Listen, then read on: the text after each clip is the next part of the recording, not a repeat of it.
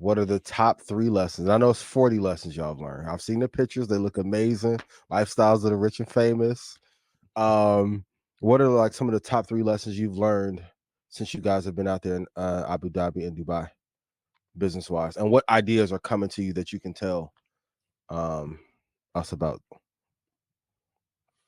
Yeah, I mean, as far as lessons, obviously say this all the time, but just, power of networking and solid relationships. Obviously this is Steve Harvey's golf tournament before he came out here. So shout out to BD and Jess and Brandon and the whole team, and of course Steve Harvey. But then when you get out here, then a bunch of other people that we may have met in passing, or we have relationships with, or we just didn't know at all. So, Charlemagne, shout out to him. Yeah, shout Got out a to chance to Charlamagne. kick it with him. Of course, Terrence J, that's our guy. Yeah, He was out here. Anthony Anderson, somebody that we knew, but this is the first time we actually got a chance to really build with him. So we got a chance to really, connect with him, and just talking and asking questions, seeing what people had going on, different things of that nature. Even Canelo, shout out to Canelo, super cool, humble dude. It was crazy. Like, I posted the picture and people didn't even think it was real. Thought it was I AI thought it was generated. AI. Yeah, it's a fact.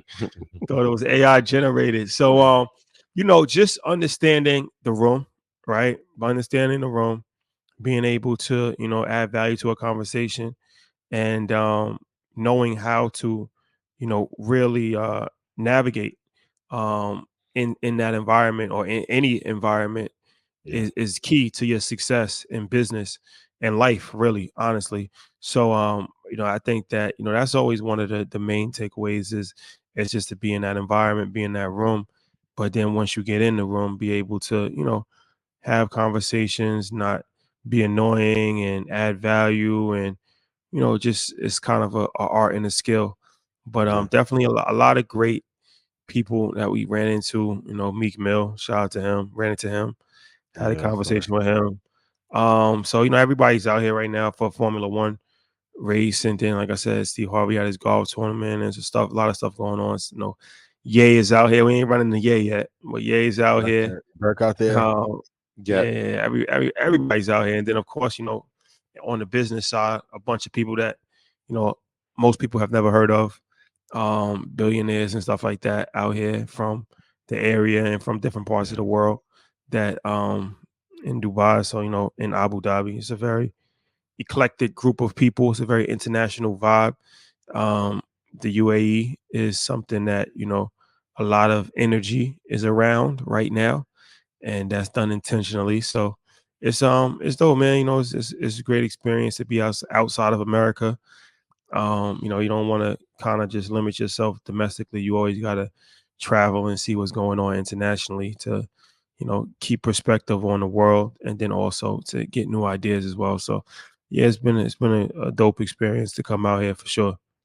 Yeah, I will add to that. I think one of the biggest lessons that I'm witnessing is how business moves in silence.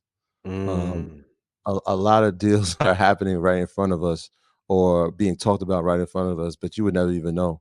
And I just feel like even like the culture out here, like the people, the royals and the dignitaries, they carry themselves like everyday people. And deals happen because they just are very personable.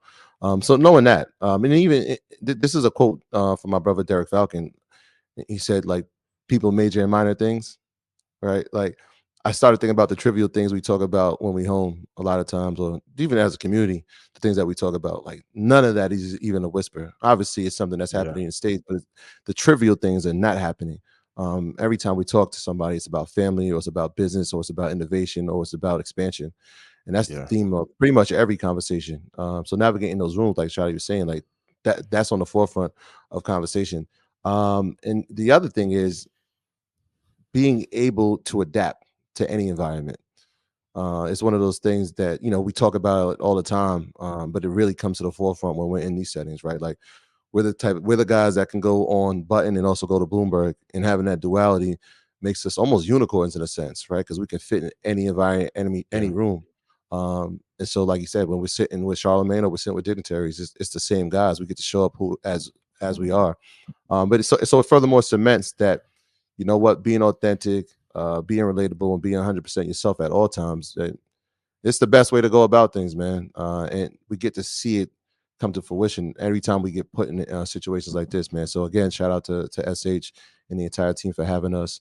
And everybody that we got to sit down with. We really got to bond with some people, like you said, Anthony S. We had a great conversation about finance, right? Like, he's a comedian, but he's like, look, I need to lean in on your guys. Like, you guys know things I don't. We're talking about building homes and we're talking about tax codes. So it was dope, man. So shout out to everybody that was out here with us and took time to speak to us. Do you think the networking is a more valuable asset than stocks? And if so, can you tell us why? Because in some regards, I would say yes. Like the ability to properly network. Yeah, I mean, life is about relationships. So, you got to be able to cultivate relationships. Everybody cultivates relationships different ways. But I don't think that you'll go far in life if you're not able to, establish relationships. So, I mean, that's really the most important thing in life, honestly, is who you know. Yeah. And after that is what you know. And if you have a combination of good information of what you know and a good network of who you know, then that's the ultimate, key to success. So yeah, and I mean, definitely networking, like I said, not just from a network and just get places, ask people their names. Like, it's like you gotta, deserve to be there. You gotta work hard to be there. You gotta, you know, have conversations, stay in touch, see how you can add value, stuff like that. So it's a lot that goes into it. But I mean, building relationships is that's the biggest part of life. If you really think about it, everything, whether you're married, that's a relationship that you had to cultivate and build. Yeah. And work towards. If you're in business, those are relationships that you have to cultivate and build and work towards. If everything that you really have is built off of a relationship or a referral, so from another relationship. So yeah, I think that is definitely the key to life. And I think, also the culture, you can definitely learn a lot from the culture. As far as, like, yesterday we was at the race, and what I've noticed is that, at the race, everybody comes to the race from people from all over. But I think the Emiratis, what my theory behind this, because they all had fedoras on, I think that they dress very similar to each other all the time. But especially in an event like that, where they know that every single body's going to be there, they want to kind of all look uniform. So I think that that was impressive, because they showed strength and unity to know, like, okay, these are Emiratis right here, just based off of how they dress, and everybody's dressed the same. But also, it's modesty.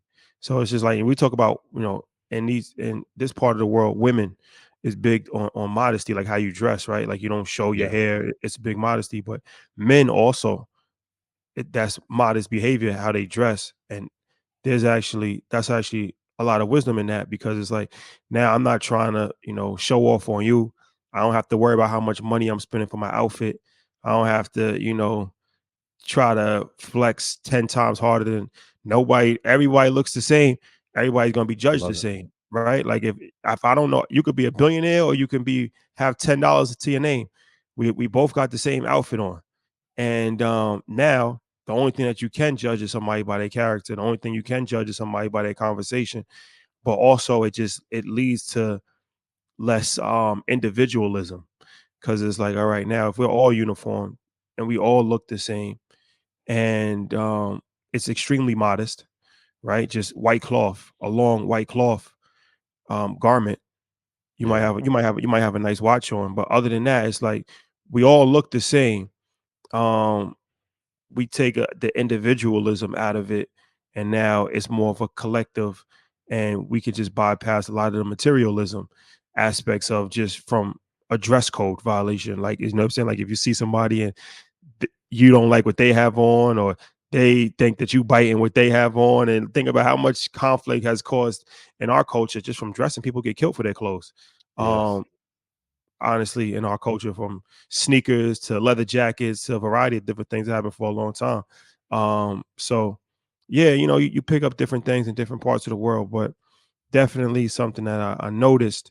And that is something that I think is an interesting part of the perspective, and maybe a reason why they've become so successful in their culture, is that they are just more focused on just not really showing their wealth, just actually getting to it, and just being more quiet about it, not actually flashing it and showing it, because you attract a lot of attention when you do it like that too. So Yeah. you learn different things from different people, and take different things from different people, and see how you can add it to your life to actually enrich it. Is there anything that's glaringly clear that UAE does better than us in terms of business in America? Because I'm always trying to look internationally to see what other companies or coaches are doing better than us, because I think we're falling behind. Is there anything that sticks out other than the things that you said? I think the hospitality is Mm, it's the most glaring thing. And we come from New York, where it's like when you see tourists, it's like you almost feel like, why y'all here? Y'all in the way. Whereas it's almost like, welcome you here. We want you here. When can you come yeah, back? How can we help you come back? How can we help you while you're here? It's just a different feeling. that's And love. we've experienced this a few times now. And I mean, we've been throughout Abu Dhabi. We were in Dubai a couple of days. And it's the theme throughout, and that goes from men and women, it goes from workers to drivers to everyday people inside of a mall. There's a different level of hospitality because they actually want you to be part of this experience, and they want you to Yeah, see the beauty. And like I said, the innovation is incredible. And so when you see that, I mean, everything feels modern for a reason, right? They want to make this the place that has everything, and they've done a really good job of doing that anywhere. I mean, when you look at the architecture, when you look at some of the things they've been able to do, I mean, everything is the largest, whether it's the roller coaster or it's the Burj Khalifa or it's the mall. Everything is the largest. Everything is grand scale because they want you to make this is a place you want to come back to. This is a place you should be. yeah. And so that's the most glaring one to me was the hospitality. It's just done at a different level. I mean, I think also from a political standpoint, we've talking about politics a lot lately, and you know, the system is different as far as there is no voting, there is no choosing a leader. It's one leader, and decisions are made for the people. And you can never become a citizen if you're not an Emirati, even though the country is made up of 90% immigrants.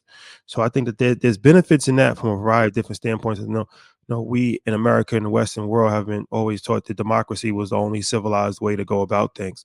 But I don't necessarily think that that's true. I think it Doesn't work. depends on every different, because it's like, even in our democracy, if you want to call it that, um, A, it's getting paid for by corporations. We just talked about that last week.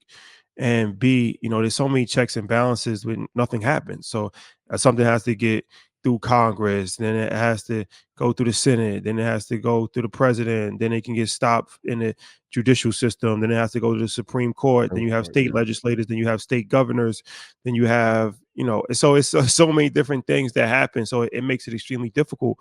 If someone really has a great idea, they can't do anything. So it's like, yeah, all inclusive power is extremely dangerous if you have a bad leader, but all inclusive power can be beneficial if you have a good leader. And if you have somebody that's actually, cares about the people and wants to push things through, they don't have to actually, check and try to play political games and get money from lobbyists and, you know, talk to the Republicans, then talk to the Democrats, then appoint a Supreme Court judge and go through all of this stuff. And it takes years, you know, 4 years, and you can't get anything done, right? So I think that that's one of the reasons why they've been able to move so quickly, is that they don't have to bypass the political process that's beneficial for them. And also, like I said, they don't give citizenship. So the country is built from people that's coming and working and providing services, and that's helping the economy. But they're not imposing their culture on the country, mm, right? You can come to the country, you're welcome to add value to it, but you can't impose your culture on the country. yeah, There's some benefits in that as well, right? Where it's like in America, it's the exact opposite. Everybody has imposed their culture, and there's upsides to that, but then that becomes difficult as well, because you can't have your own culture. So it's hard to establish your own culture when everybody is imposing their culture, right? So it's yeah, like, they're pretty much unapologetic about their culture, how they dress, their way of life. Um, and this is something that, they hold dear to them. So they don't want outsiders just completely changing the fabric of their country, but they do, accept outsiders. So those are two interesting things that I think are interesting, and go completely against how we were raised in America, right? We were always taught that everybody should be included in everything, and that governance should always be spread out.